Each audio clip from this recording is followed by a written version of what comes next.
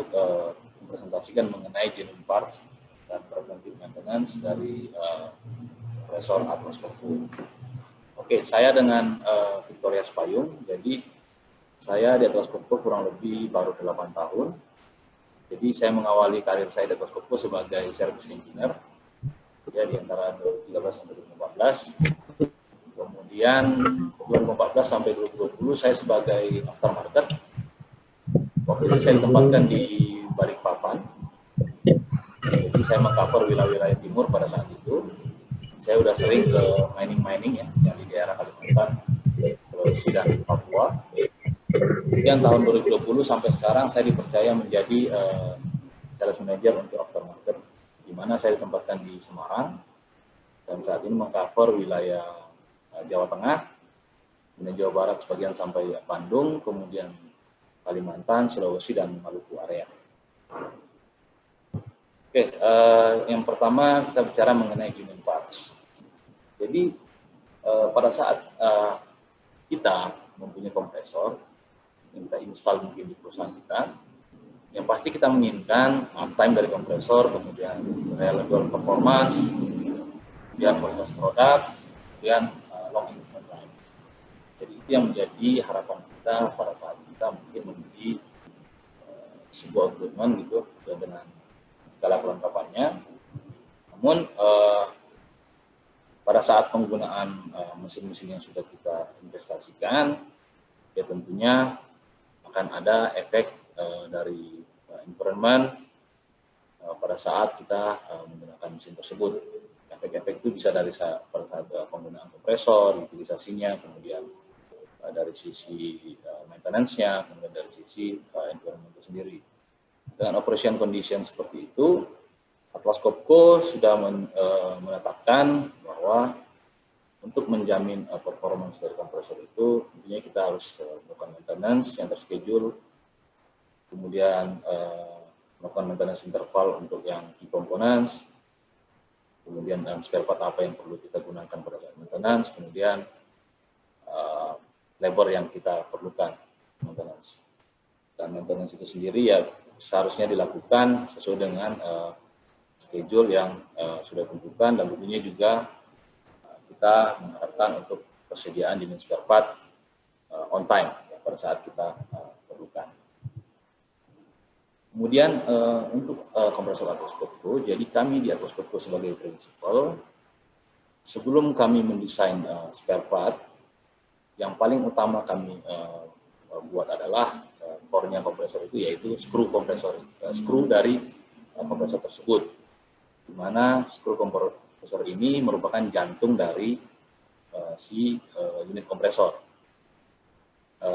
Dan setelah kami mendesain dan membuat skru elemen, baru kemudian kami mendesain spare part yang dibutuhkan untuk menjaga supaya kondisi skru elemen ini tetap beroperasi pada kondisi yang optimal dan sesuai dengan spesifikasi yang telah ditentukan pada saat manufacturing.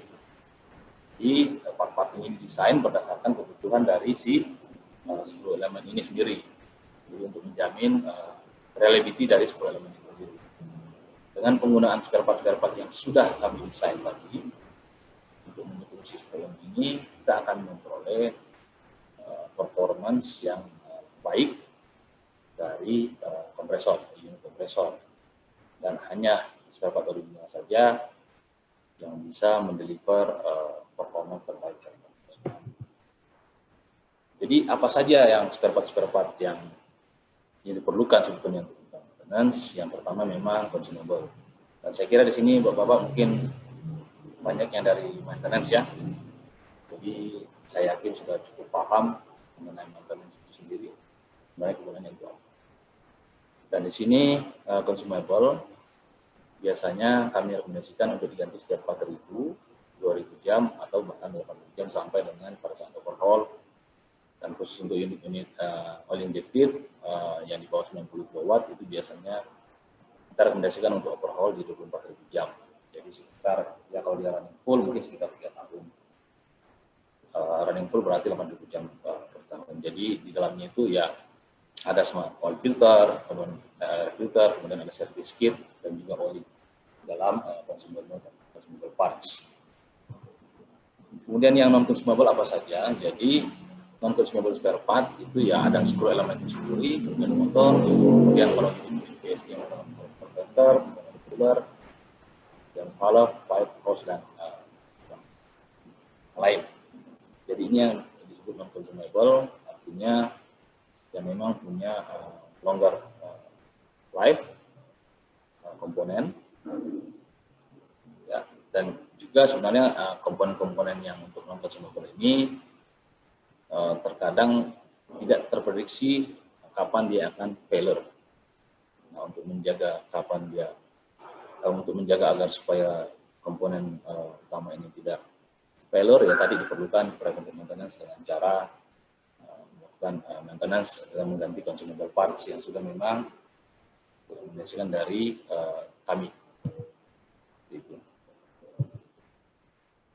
Kemudian untuk spare part itu sebetulnya mungkin ada pertanyaan, kira-kira dari mana sih kompresor itu, spare part itu, apakah diproduksi sendiri oleh Atlas Copco atau seperti apa? Jadi memang untuk beberapa parts tertentu itu tidak kami produksi sendiri. Jadi kami berikan kepada vendor kami, istilahnya manufacturing lain, di mana spare part itu desainnya berasal dari kami dan mereka hanya membantu untuk melakukan produksi saja gitu. Dan untuk komponen-komponen yang memang kami produksi sendiri itu yang memang paling utama itu adalah elemen, di mana pabrik utamanya itu ada di Belgia dan di China, di Wuxi. Jadi dua pabrik utama inilah yang memproduksi dari screw elemen itu, dan divisinya dinamakan Airtech.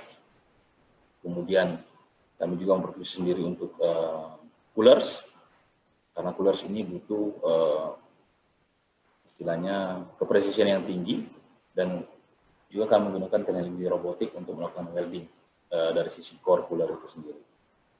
Kemudian kami juga memproduksi line filter cartridge ya untuk particle filter dan juga gas filternya. Kemudian kenapa kita menggunakan genuine Atlas Copco dan Resiko menggunakan computer parts? Jadi kita ambil contoh di sini untuk filter separator yang memang biasanya direkomendasikan untuk diganti setiap 4.000 jam atau 8.000 jam, di mana filter separator ini memang sangat vital fungsinya. Jadi fungsi dari separator inilah yang menyaring antara memisahkan udara dan oli pada saat proses kompresi terjadi. Jadi bisa dibayangkan jika separator ini sudah jebol, otomatis oli yang dengan udara tercampur tadi itu bisa keluar ke produksi, dan akhirnya bisa mengurangi kapasitas oli yang ada di kompresor. Jadi kalau bisa dilihat di sini unit spare part itu, Copco, ya kita ambil contoh separator di sini ya itu proper grounded, bisa dilihat di sini groundednya. Ya, kemudian ada electrical continuity-nya. Dan untuk yang alternatif, ya biasanya poor grounded. Ya. Dan ini memang efeknya bisa sangat fatal, gitu ya, karena udara dan oli yang ada di dalam tangki separator itu berputar pada saat proses kompresi dan sangat cepat, dan itu bisa menyebabkan terjadinya listrik statis, di mana jika listrik statis tadi tersebut tidak digrounded dengan baik, akan menyebabkan panas dan akan menjadi bisa menyebabkan risiko kebakaran. Jadi ini contoh-contoh gambar beberapa kompresor yang ada di customer kami yang terbakar begitu akibat dari poor grounded atau, dan juga mereka menggunakan spare part yang tidak original. Kemudian impact dari penggunaan alternatif sendiri, ya salah satunya bisa menyebabkan pressure drop. Ya, kita ambil contoh di sini, pressure drop 1 bar saja itu bisa menyebabkan kenaikan energi consumption sebesar 7%. Bisa dibayangkan kalau bapak-bapak mungkin di sini bayar listriknya sebulan mungkin 10 juta, normalnya standarnya untuk kompresor, tapi begitu menggunakan part alternatif, bisa dibayangkan bisa ditambah saja 7% dari tadi, dan kali 1 tahun dan kali 5 tahun itu berapa biayanya seperti itu. Di alternatif part ini juga bisa mengakibatkan terjadinya pressure drop. Ya, bisa kita ambil contoh dari penggunaan alternatif part untuk air filter, ya, mana air filter yang tidak sesuai dengan standar yang sudah kami desain. Yang pertama bisa menimbulkan pressure drop, yang kemudian dan juga bisa mengakibatkan debu-debu tadi yang harusnya tersaring langsung masuk ke skru elemen. Bayangkan saja kita hanya mau menghemat mungkin 1-2 juta, tapi kita mengorbankan dari sisi komponen utama dari kompresor sendiri, yaitu skru elemen. Kemudian juga penggunaan filter original ya bisa mengakibatkan spot blocking, atau bahkan bisa dibilang dan juga alternatif part untuk oil filter ini tidak ada bypass valve biasanya. Ya biasanya kalau dia sudah ngeblok, otomatis kompresor akan shutdown. Dan penggunaan filter separator juga. Jadi kita ambil contoh sini untuk satu kompresor G55, jadi FAD ini bisa 50 liter per second dengan total power itu 65,1 kW. Jadi dia loading 75%, anggap 25%. Kita bisa lihat di sini penggunaan alternatif part bisa menggunakan extra cost sebesar 957 euro. Ya, kita asumsikan seperti itu. Dengan running hour dia 6.000 jam per tahun. Dan semakin besar mesin yang kita punya, semakin besar KW mesin yang kita punya, akan semakin besar juga impact additional cost yang akan kita tanggung pada saat kita menggunakan non-original parts. Nah, kemudian kita di sini bisa melihat konsekuensi dari penggunaan competitor parts, genuine parts versus alternative parts, itu bisa meningkatkan total cost of ownership. Jadi total cost of ownership di sini penjelasannya itu mungkin kita ambil contoh simpelnya itu kita punya sepeda motor yang kita beli dan kemudian kita akan pakai dalam jangka 5 tahun. Nah, total cost ownership di sini untuk sepeda motor kita itu yang dimaksudkan ya biaya yang kita keluarkan selama kita menggunakan sepeda motor tersebut. Ya.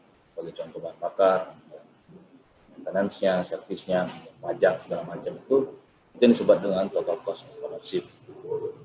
Jadi mungkin pada saat kita menggunakan original parts akan terlihat mahal mungkin di awal, tapi pada saat kita ambil range waktu tertentu, itu tentunya itu akan lebih murah dibandingkan penggunaan alternative parts. Jadi kita ambil contoh grafik di sini. Ada sumbu X itu ada running hours, kemudian di sumbu yaitu pressure drop. Kita bisa lihat di sini ya pada saat running hours yang sama kita gunakan untuk alternative part mungkin saja di dalam range waktu tersebut ada beberapa kali breakdown terjadi. Ya, akibatkan kita melakukan servis, kemudian kita akan terjadi lagi namanya downtime di situ, kemudian akan berimpact ke produksi. Seperti itu, jadi bayangkan saja sebenarnya kos terbesar kerugian dari breakdown itu ya mungkin di produksi. Karena pada saat produksi berhenti artinya impact yang besar terasa di sisi customer itu sendiri akibat dari breakdown kompresor. Jadi sebelum kita menggunakan alternative part, mungkin kita bisa berpikir panjang seperti itu, kita melihat impact-nya. Jangan hanya melihat dari sisi selisih harga di awal, tapi sebetulnya kalau kita hitung detail, impact-nya akan lebih besar, jauh lebih besar dibandingkan dengan part original. Jadi untuk salah satu contoh juga di sini penggunaan filter separator yang non original. Salah satu impact-nya pasti ke oli. Karena begitu dia kita pakai separator yang non original di sini, akibatnya akan meningkatkan oil carryover. Oil carryover di sini punya udara yang ikut terbawa ke produksi pada saat kompresor melakukan kompresi produksi seperti itu pada saat loading.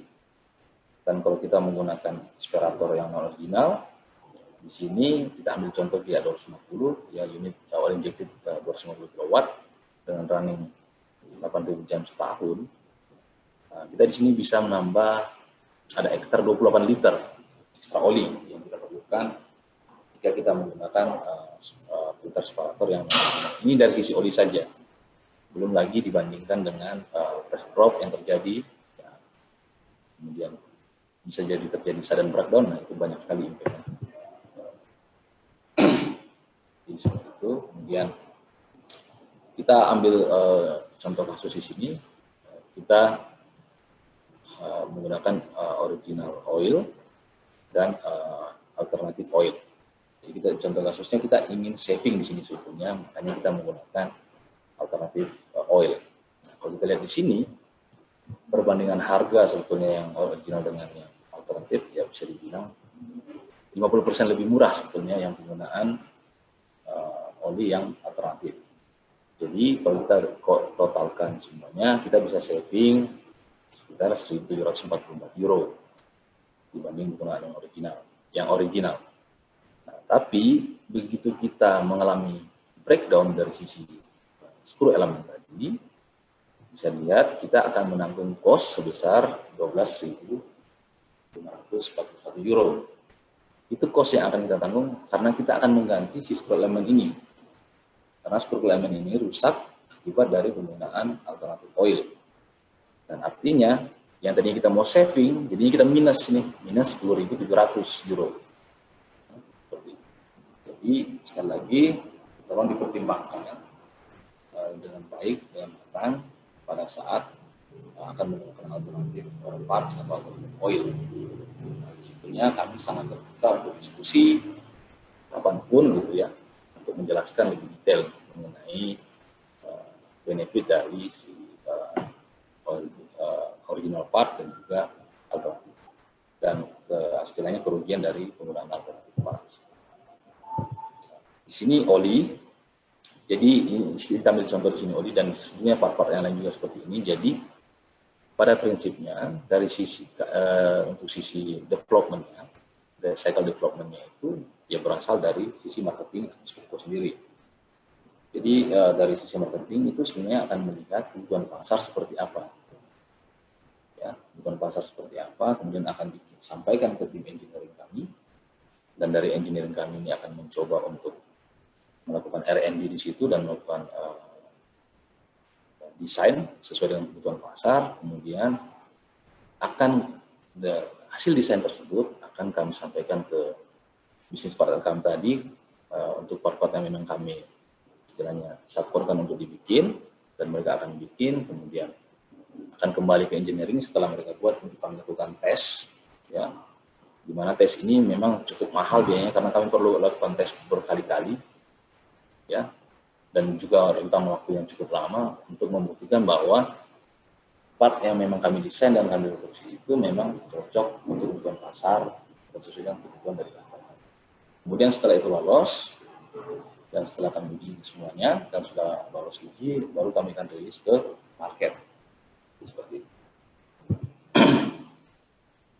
Nah, kemudian itu mengenai yang desain-desain development cycle-nya. Kemudian untuk oli sendiri pada sebetulnya selama ini memang pengalaman saya temukan memang banyak sekali di mining itu menggunakan non-genuine oil. Jadi memang bukan peruntukannya untuk kompresor. Jadi ya pada ininya kompresor Skopko.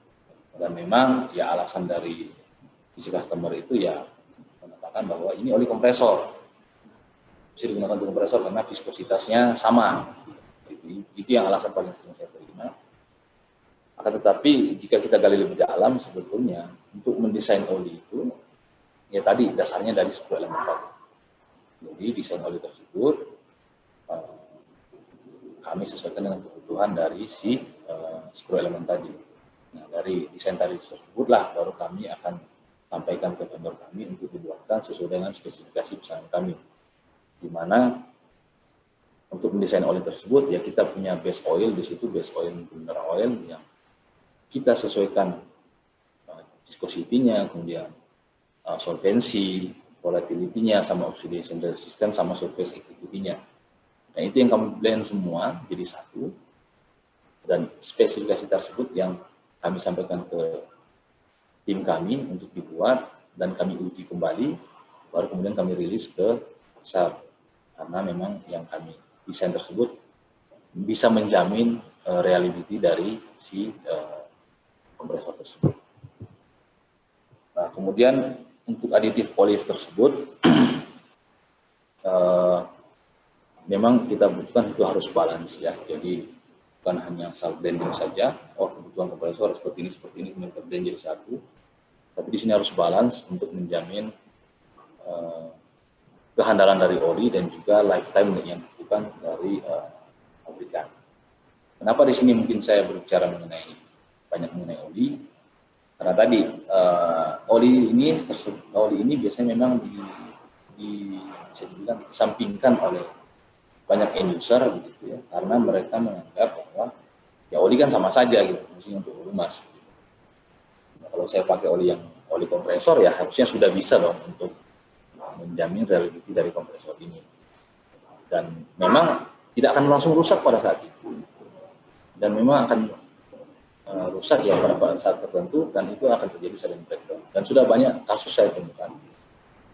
Jadi pada saat mereka sudah breakdown baru manggil kami untuk menganalisa kenapa ini kompresor rusak. Jadi kita jelaskan, ya baru mereka menyadari ya selama ini saya pilih oli lebih murah gitu, oli cukup mahal gitu. Tapi pada saat sudah breakdown si screw-element ini, ya mereka hanya punya dua pilihan, ganti screw-element atau ganti dengan kompresor baru. Ya, artinya cost yang ditanggung sebetulnya jauh lebih besar itu terjadi breakdown dari si elemen, dan itu hanya sebetulnya menunggu waktu saja gitu ya, terjadi. Pasti nggak terjadi. Ya selama ini pengalaman kami, ya dengan rentan waktu yang mereka gunakan terjadi, cuman waktunya berbeda-beda gitu. Karena ya bisa dipengaruhi dari faktor lingkungan dari kompresor itu sendiri, kemudian ya, faktor yang lain mungkin mereka melakukan utilisasinya baik, kemudian maintenance yang rutin direkomendasikan juga mereka rutin lakukan seperti itu. Jadi tergantung waktunya dan sesuai tergantung juga treatment dari customer itu sendiri. Nah, kemudian untuk oil competitor sebetulnya, bagaimana mereka merilis oli? Ya mereka hanya melakukan di sini ya istilahnya engineering product cost. Kemudian mereka lakukan blending, kemudian mereka rilis ke market ya, seperti itu saja. Jadi seperti yang saya sampaikan tadi, ya mereka hanya ya yang penting ini sesuai dengan kompresor seperti itu. Jadi mereka nggak ada spesifik selection seperti itu. Kemudian nggak ada melakukan spesifik testing juga untuk oli mereka. Mereka mau coba di mana ya? Mungkin mereka coba di satu kompresor, tapi brand yang mana? Ya kemudian sebenarnya nggak ada kaitan nggak ada link gitu ya antara desain oli dan juga kompresor performance.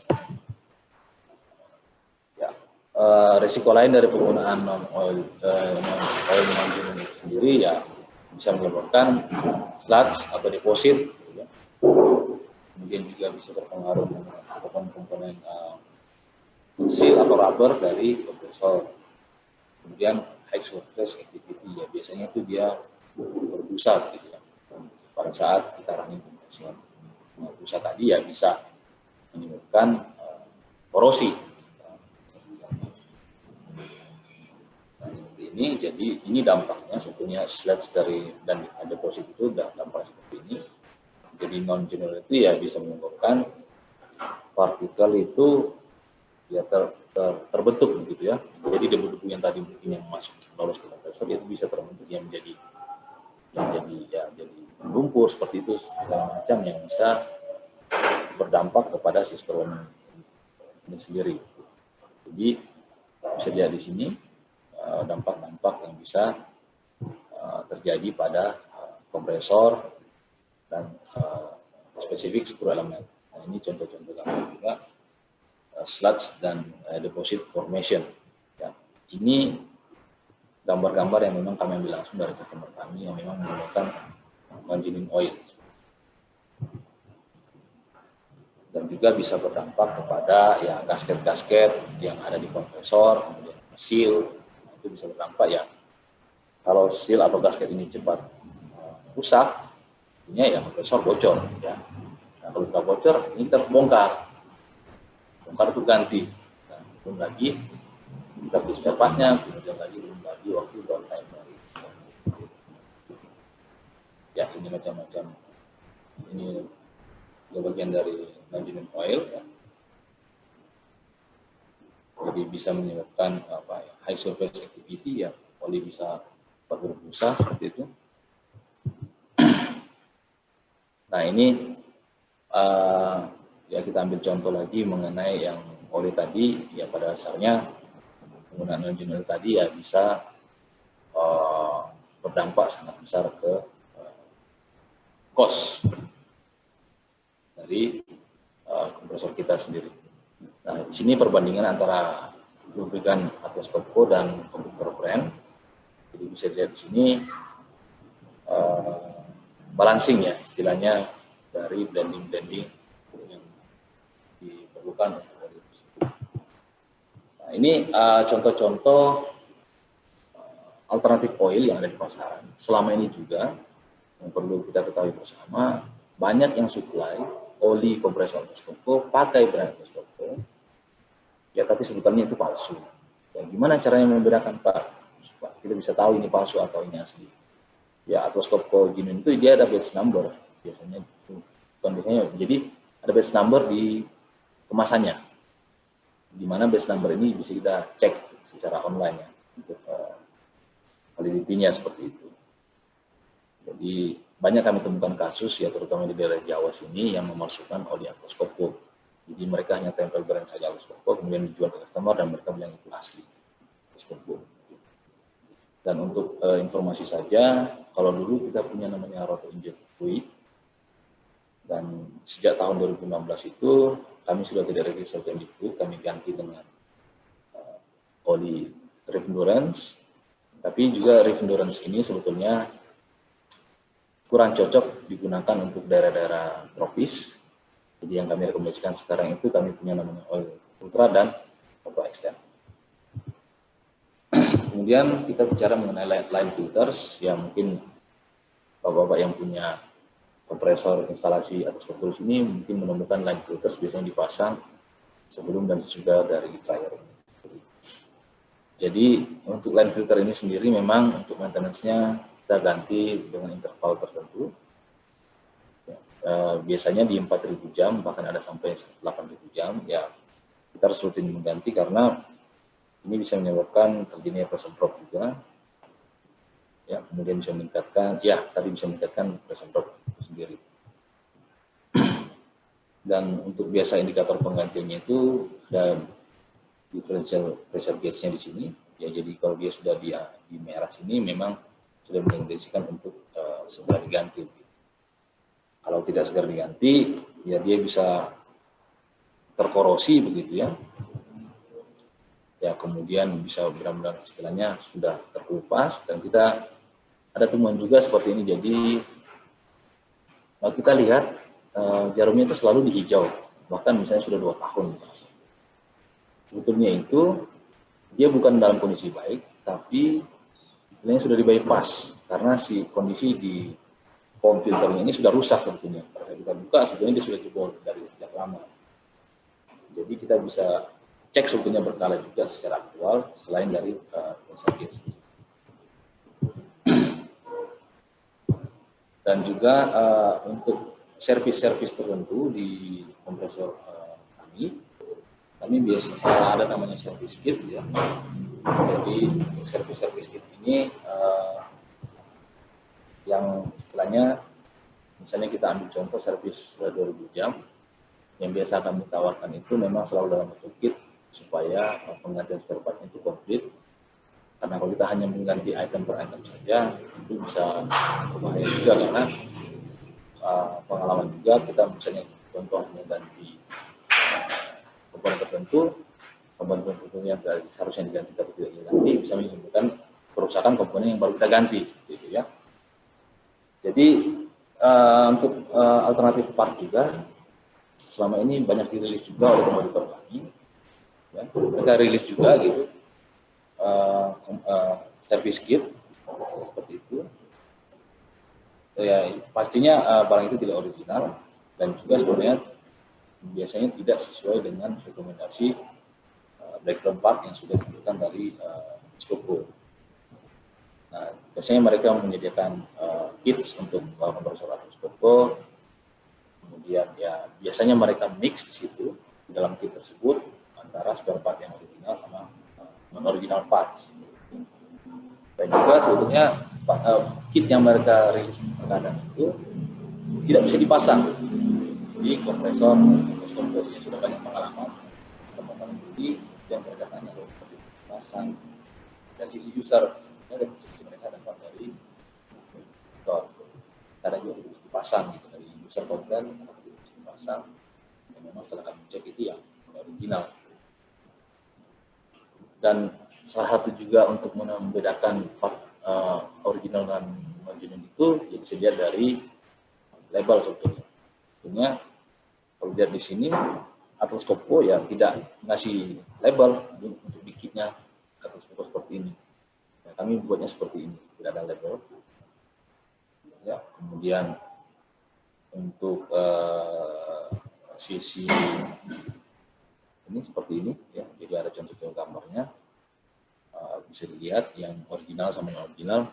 Dan sebetulnya yang paling mudah untuk membuktikan part yang original atau tidak, yang pertama ya memang bisa dilihat apakah belinya ke Atlas Copco Indonesia atau tidak. Kemudian kalau misalnya membeli lewat supplier gitu ya, ya biasanya kita cek sertifikat of originalnya, ya seperti itu. Jadi itu cara paling mudah sebetulnya untuk memastikan kita terima part yang original atau tidak. Dan kalau untuk distributor kami seperti Raya, ya memang mereka mensuplai spare part yang original dari Atlas Copco Indonesia. Kemudian dari spring juga bisa dilihat ya original sama Pirates. Ini kit-kit ya yang ada di maintenance kit Atlas Copco. Jadi bisa juga spring itu bisa dilihat diameter ininya tidak sama, kemudian helixnya itu juga tidak sama ukurannya. Ya, jadi hal yang harus diingat Atlas Copco Union Parts itu memang didesain sesuai dengan aplikasi. Yang kita Kemudian jenis Atlas Copco spare part itu ya diproduksi oleh Atlas Copco itu sendiri dan juga dimanufaktur oleh bisnis partner kami. Ya, kemudian jenis part Atlas Copco kita gunakan selalu untuk performance kompresor yang lebih baik. Kemudian unit maintenance kit itu memastikan minimum downtime untuk unit kita. Kemudian kita bicara mengenai maintenance. Ya, sebetulnya kenapa sih kompresor itu perlu maintenance? Jadi ya pada saat kita menggunakan kompresor dengan running waktu tertentu ya pasti akan terjadi itu pengaruh dari lingkungan, kemudian pengaruh dari penggunaan sendiri yang bisa menyebabkan lifetime dari consumable spare part itu ya akan berkurang dan lama-lama memang akan rusak seperti itu. Dan juga sebenarnya maintenance ini diperlukan untuk menjamin performance dari kompresor itu tetap pada kondisi terbaik, ya. Karena di kompresor itu ada parameter-parameter tertentu yang kita bisa jadi acuan untuk melihat kondisi dari kondisi kompresor pada saat dia running. Dan biasanya parameter-parameter ini memang ada di kontrol modul dari kompresor yang bisa kita pantau setiap saat. Bahkan sekarang kita punya yang lebih canggih, jadi kita bisa memantau dari smartphone kita atau dari komputer kita. Dan jika ada alarm tertentu, biasanya akan dikirimkan notifikasi ke user jika ada parameter tertentu yang abnormal, ya, pada saat kompresor operasi. Dan parameter ini memang yang menjadi acuan kita. Kita ambil contoh di sini elemen outlet, ya. Jadi kita memantau temperatur dari elemen outlet. Jadi elemen outlet di sini temperaturnya temperatur oli dan udara yang sudah dikompresi dari sisi elemen, yang keluar dari elemen. Biasanya kita pantau jika dia mengalami over temperatur, ya kita harus segera melakukan pengecekan apa yang terjadi dari sisi kompresor ini sendiri, karena parameter ini yang memang selalu menjadi critical parameter untuk kompresor tipe yang oil injected screw. Kemudian di Atlas Copco Indonesia kami sudah menetapkan maintenance schedule sesuai dengan rekomendasi dari pabrik. Ya. Jadi kita ambil contoh di sini untuk kompresor tipe oil injected screw. Di sini memang kita rekomendasikan untuk maintenance dilakukan setiap 2000 jam. Tapi kembali lagi, kadang juga, itu bisa tergantung juga dengan jenis oli yang kita gunakan. Jadi di Atlas Copco tadi ada untuk oil injected ada oil free endurance, kemudian ultra, kemudian ultra extend. Nah, masing-masing ini punya lifetime yang berbeda-beda. Kalau kita ambil contoh menggunakan yang RS Ultra, yaitu penggantinya di setiap 4.000 jam. Otomatis maintenance ini kita bisa buat di setiap 4.000 jam saja. Namun kondisi tertentu untuk filter udara biasanya kita ganti setiap 2.000 jam. Ini tergantung lagi dari kondisi lingkungan itu sendiri. Ya. Jadi kadang kondisi lingkungan yang sangat berdebu itu bisa mempengaruhi lifetime dari filter udara. Ya, kita ambil contoh biasa di pabrik semen begitu, atau bahkan di mining, yang kadang-kadang lifetime oil filter ini, air filter ini biasa mungkin hanya 1 bulan, gitu. Atau mungkin ada juga yang hanya hitungan hari sudah working. Ya. Nah, ini kita bisa rekomendasikan untuk maintenance berkalanya seperti ini, yang memang harus kita ikuti supaya kondisi kompresor kita tetap dalam performa yang terbaik. Kita ambil contoh di sini oil injected screw yang service setiap 2000 jam. Jadi setiap 2000 jam bisa kita ganti filter udara, filter oli dan olinya. Dan kemudian setiap 4000 jam ya kita lakukan maintenance yang 2000 jam plus separator. Ya, kemudian yang 8000 jam kita ambil semua maintenance 2000 dan 4000 kita gabungkan di maintenance 9000 jam. Dan kemudian yang terakhir adalah overhaul setiap 24.000 jam. Ya, ini untuk kompresor oil injected ya, sekali lagi yang di bawah 90 kW. Karena untuk yang tipe oil free beda lagi. Yang oil free biasanya setiap 4.000 jam dilakukan maintenance. Kemudian yang oil injected screw yang di atas 90 kW biasanya overhaulnya itu dilakukan di 32.000 jam. Ya. Dan kita lihat contoh di sini service kit yang biasa kita ganti pada saat melakukan maintenance. Ya, di sini ada filter kit, ya, kemudian ada separator kit, ya, kemudian ada unloader kit, kemudian di sini ada oli. Kemudian ya kita lihat di sini jenis-jenis visit sebetulnya tadi sudah di-mention di slide ini. Jadi visit A, B, C dan E. Ya, di sini kita lebih spesifik mungkin.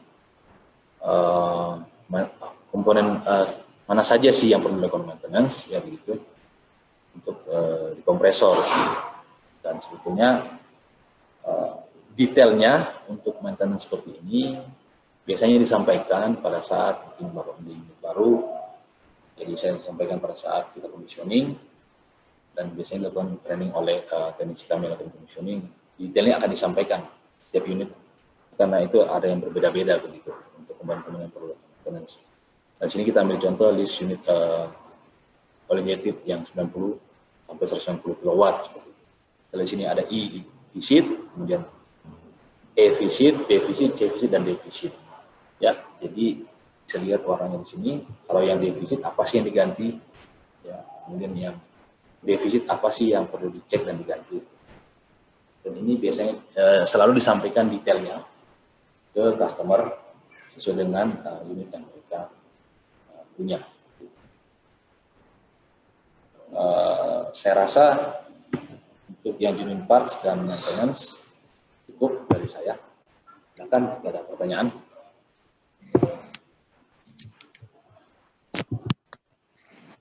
Baik, Pak Victor, terima kasih. Udah saya catat nih, tapi kayaknya beberapa sudah apa namanya sudah tadi dijawab di slide presentasi terakhir ya.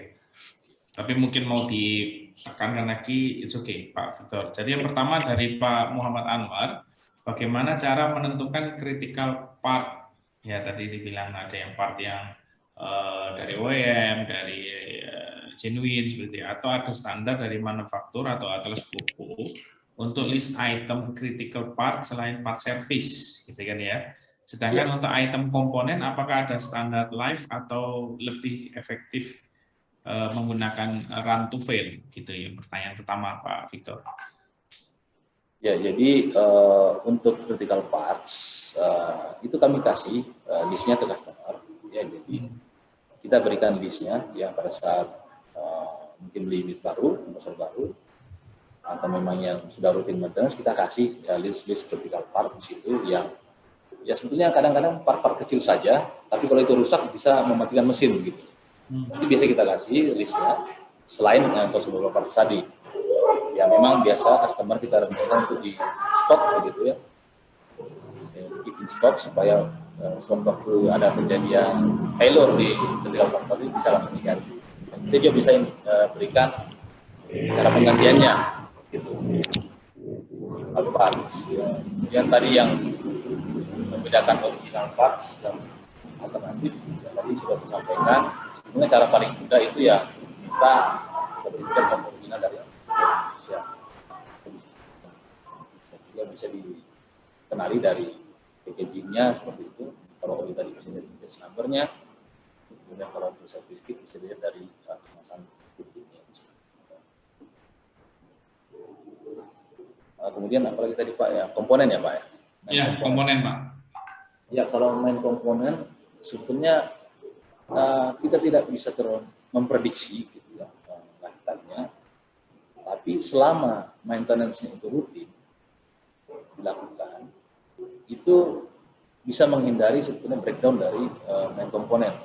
Dan juga pada saat teknisi kita melakukan servis, itu mereka akan melakukan general check, ya, dan nanti akan keluar semuanya komprehensif report di situ. Dan memang jika ada indikasi satu komponen itu mengalami masalah, itu akan kita sampaikan dan kita akan sampaikan juga solusinya seperti apa. Kalau sekarang kita ambil contoh sisi vibrasi.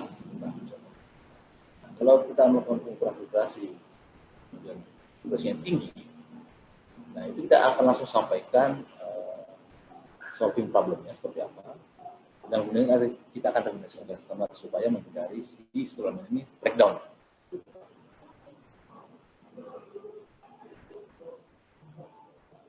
Oke, jadi ada pertanyaan tambahan ini dari terkait komponen, saya sekalian aja dari Pak Robin Himami. Maintenance suction check valve ya, yang itu kadang menurut pengalaman beliau sering membuat aktuator fail, hingga langsung itu kompresornya jadi shutdown gitu. Mungkin ada masukan Pak untuk maintenance. Cek valve yang sisi kompresor outlet atau dari elemen outletnya itu sendiri? Karena kalau dari sisi cek valve sebenarnya yang di dalam kompresor yang setelah elemen outlet itu biasa maintenance-nya kita rekomendasikan setiap 8 jam untuk diganti fit-fitnya. Ya, kadang memang kalau terlambat ya itu bisa merusak dari si cek valve itu. Contoh kita ambil springnya itu sudah mati. Ya. Suction ya Pak ya? Iya. Kalau sisi suction, inlet valve mungkin maksudnya Pak ya. Jadi unloader valve itu ya. Ya kalau dari sisi suction gitu, jadi setelah air filter itu akan melewati, udara akan melewati, kami contoh sini saya tampilkan. Boleh ini Pak, open mic boleh ya? Bonus boleh, silakan. Ya, terima kasih Pak. Jadi setelah suction filter suction filter kan sebelum ke screw itu kan ada valve ya. Di laptop. Inlet ya boleh. Inlet. Ini inlet itu kan ada valve-nya ya. Dari air filter, udara masuk, kemudian melewati inlet valve. Ada valve. Dia bentuknya butterfly valve gitu. Iya. Nah, itu kan ada aktuator yang hubungannya ketika dia mau loading, dia harus buka dulu. Nah, di situ juga sebagai aktuator ada cuping kecil, ada cuping yang dia harus nge-push si butterfly-nya sehingga mau buka. Nah, akhirnya kalau itu fail, kan si suction, si kompresor nggak punya suctionnya nggak bisa loading. Nggak bisa loading. Nggak bisa loading. Ya. Itu mungkin di tempat saya yang dulu beberapa kali terjadi, sehingga kompresor harus shutdown. Ya, sebetulnya gini Pak, kalau untuk sisi inlet valve ini, rekomendasi dari pabrik itu harus dilakukan maintenance setiap 8 jam. Ya, di mana penggantian kitnya itu spring, kemudian ada blow off valve-nya, ya itu yang harus diganti di setiap 8 jam. Nah, terkadang memang kalau kita terlambat melakukan maintenance, ya bisa menyebabkan macet dari sisi inlet valve ini, Pak. Ya banyak kejadian, ya customer hanya mengganti maintenance itu hanya filter udara, filter oli, tapi melupakan dari sisi inlet valve ini. Sementara inlet valve ini sebetulnya harus rutin maintenance begitu. Karena kalau tidak di maintenance rutin, ya tadi bisa menyebabkan kerusakan dari blow off valve-nya.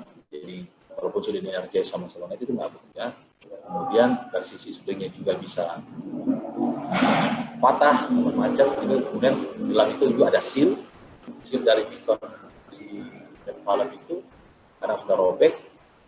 Ya akhirnya bisa juga menyebabkan tidak vakum di dalam. Akhirnya pada saat di-energize itu nggak efek apa-apa. Jadi macet saja situ si inlet valve. Ya itu bisa menyebabkan kompresor tidak bisa loading. Bahkan ada juga yang tidak bisa unload, bahkan ada juga seperti itu. Ada juga kejadian pressernya naiknya lama gitu Pak pada kita running kompresor. Karena ya salah satu pengaruh biasanya dari inlet valve ini. Dia hanya terbuka sedikit gitu Pak. Jadi insap udaranya itu pelan gitu jadinya. Jadi kayak hidung tersumbat itu udara susah masuk seperti itu Pak. Seperti itu Pak mungkin yang bisa saya sampaikan mengenai ini. Baik, terima kasih Pak Victor. Saya bacakan pertanyaan lagi ini yang masuk ini banyak banget ini. Tapi mohon maaf nggak bisa semuanya bisa dibaca. Tapi ini saya akan coba gabungkan gitu ya. Dari Pak Ihyaur Rahman sama Pak Ahmad Mas Hudi, ya ini similar. Jadi jika kita terpaksa harus mengundur penggantian olinya, tadi Pak Victor ada sedikit singgung tentang oli kompresor. Berapa sih HM yang masih dibolehkan? Mungkin ada range-nya. Lalu apakah ada efek jika kita menggunakan oli kompresor yang tidak direkomendasikan, mungkin dari best practice customer-nya Pak Victor gitu ya. Silakan. Ya, kalau untuk lifetime oli sendiri sebetulnya kadang juga tergantung dari kondisi penggunaannya. Kalau demand-nya tinggi, ya oli kompresor itu digunakan sesuai dengan range yang sudah ditentukan. Tapi kalau demand-nya tidak tinggi dan kemudian kondisi lingkungannya bagus, udaranya bersih, seperti itu ya, environment temperaturnya itu bisa dibilang ya cukup ya istilahnya sedikit main 30 derajat atau 20 derajat itu bisa di-extend paling tidak sampai 1 jam. Kalau kita ambil contoh di sini oli RS Ultra, yang synthetic oil itu bisa di-extend penggunaannya. Ya tergantung dari pertama tadi utilisasi kompresornya, ya demand-nya seperti apa, kemudian dari sisi lingkungannya. Tapi kalau ada juga yang sisi lingkungan itu terlalu ekstrim, panas, itu bisa mengurangi bahkan lifetime dari oli tersebut. Ya kita ambil contoh misalnya oli sudah di setup 40 jam, tapi begitu kondisi lingkungannya harsh condition ya, debu panas, otomatis lifetime dari oli akan berkurang. Bisa makan jam. Kemudian untuk penggunaan oli itu ya saya sudah sampaikan tadi beberapa banyak kejadian di customer kami yang mungkin pada saat dia gunakan tidak terjadi apa-apa. Kan ada yang sampai 5 tahun nggak ada kok, nggak ada masalah gitu lah. Kompresor masalah. Ya, yang kelihatan saja mungkin tidak ada masalah, tapi mungkin kalau kita gali lebih dalam, ya sebetulnya mungkin di scroll elemennya itu sudah, ya, bisa dibilang kadang udah terkorosi, kemudian juga ya ada termasuk deformasi macam-macam gitu, kayak sludge seperti itu ya. Kemudian yang paling ekstrim itu ya tadi breakdown dari si screw kompresor itu sendiri. Dan kalau kita mungkin lebih teliti lagi, dari sisi penggunaan energi itu mungkin akan lebih tinggi. Ya, kita bisa melakukan pengukuran detail sebetulnya untuk memeasure energi yang digunakan dan oli genuine dan non genuine.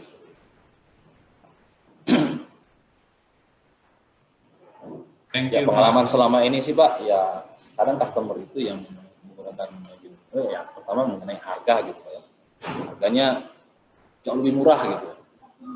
Ya, itu ya. Kemudian pada saat kompresor itu breakdown, barulah kami dipanggil untuk analisa.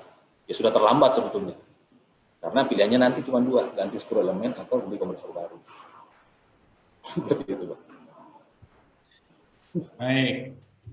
Terakhir ini Pak Victor, sebelum kita nanti selesaikan gitu kan ya. Oke, jikalau dari Pak Mega Prasetyo Adi, jikalau harus menggunakan carbon remover tadi Pak ya, apa direkomendasikan, apa kegunaan carbon remover, lalu apa direkomendasikan ketika penggantian oli harus menggunakan carbon remover nih Pak, atau itu jadi mandatory atau mungkin bisa kita itu jadi opsional gitu. Silakan. Ya, jadi carbon remover di sini sebenarnya chemical untuk cleaning saja. Dan biasanya, jadi kita lakukan itu di servis 8.000 jam sama overhaul. Kita pakai carbon remover ini. Ya gunanya untuk apa? Ya paling utama kita gunakan untuk cleaning oil cooler. Dan kita juga melakukan sirkulasi oil cooler. Karena di dalam oil cooler itu biasanya sudah running 8.000 jam atau 20.000 jam, itu biasa terjadi clogging. Ya. Jadi penyumbatan, nah chemical carbon remover tadi yang digunakan untuk mensirkulasi si oil cooler tadi supaya kotoran-kotoran atau clogging tadi itu hilang di dalam sisi oil cooler. Jadi bisa kita komparasi sebetulnya pada saat kita sebelum cuci oil cooler dan sesudah, kita bisa mengukur volume sebetulnya. Di oil cooler biasanya itu ada volume oil cooler. Jadi kalau kita isi air, pada saat sebelum dicuci itu berapa liter air yang masuk, dan setelah kita cleaning dengan carbon remover tadi, berapa liter air yang masuk. Akan kelihatan perbandingannya. Kemudian juga carbon remover biasa digunakan untuk cleaning komponen-komponen yang kita lakukan maintenance. Ya tadi hanya maintenance 8.000 jam dan ya, jadi kita cleaning untuk menghilangkan tadi deposit segala macam kita gunakan, dan juga menghilangkan sebenarnya sisa-sisa oli dari komponen-komponen yang akan kita cleaning. Jadi itu mandatori, diperlukan untuk preventif 8.000 jam dan 24.000 jam overhaul. Apalagi untuk kondisi lingkungan yang berdebu begitu. Pasti itu sangat diperlukan untuk cleaning. Seperti itu, Pak. Oke, baik. Baik Pak Victor, terima kasih atas penjelasannya. Sangat menarik ini. Nanti yang belum terjawab langsung saya akan chat ke Pak Victor atau emailkan ya, Bapak Ibu, supaya nanti bisa dijawab langsung oleh beliau. Gitu. Ya, saya tambahkan sedikit, Pak. Jadi, silakan Pak. Untuk ini dari sisi operation, jadi kami supportnya cukup lengkap di Indonesia, Pak ya. Dan juga kami di Balikpapan kan ada distributor Inti Raya, begitu. Dan Inti Raya sebetulnya kondisinya selama ini sudah sering kita training, dan bahkan mereka juga itu berpengalaman begitu untuk melakukan maintenance kompresor. Jadi kami sampaikan ya jangan ragu sebetulnya untuk menggunakan produk Atlas Copco. Jadi untuk bapak-bapak yang memang terkoneksi dengan Inti Raya, silakan kontak Inti Raya. Dan kalau perlu penjelasan detail mengenai maintenance, ya kita bisa sampaikan. Dan ya sebetulnya teknisi IRA juga sebenarnya sudah tercertified ya, sudah beberapa kali di training untuk melakukan maintenance kompresor.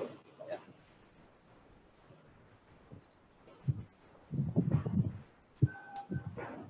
Itu Pak saja, Victor, Pak. Terima kasih Pak. Oke, baik. Baik, Bapak Ibu sekalian ya, saya pikir ini jadi penghujung acara kita untuk training kali ini. Jikalau nanti akan ada training berikutnya, kami dari Perta-Api akan menginformasikan dan besar harapan kami Bapak Ibu bisa mengikutinya kembali gitu kan ya. Terutama sebentar lagi kita masuk bulan suci Ramadan, biasanya session yang pas tuh buat belajar gitu kan ya. Karena nggak mikirin coffee break gitu. Puasa gitu kan ya.